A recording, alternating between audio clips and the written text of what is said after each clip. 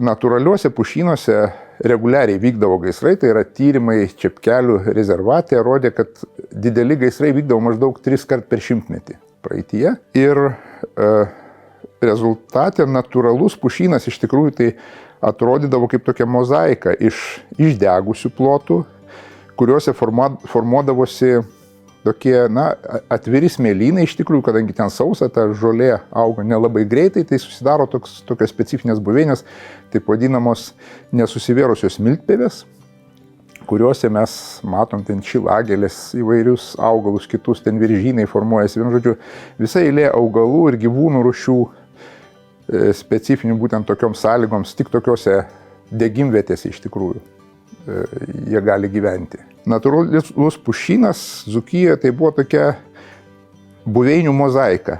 Tai yra dabar mes tokių beveik nematome. Ir tos rūšys, kurios būtent atvirose pušynų vietose, gaisravietėse tose gyvendavo, jos beveik išnyko.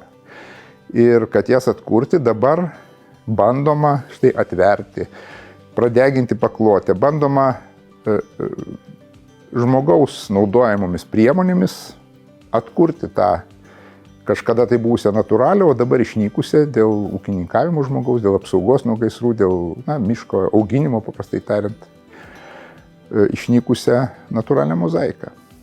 Tai džiugu matyti, kad Dzūkijos nacionaliniam parke dabar mes matome jau šiek tiek atvertų kopų, galbūt bus ir pradeginta kažkiek paklotė, tikėkimės, ir ten galės įsikurti tos augalų rūšys, kurios natūraliai tose gaisravietėse augo.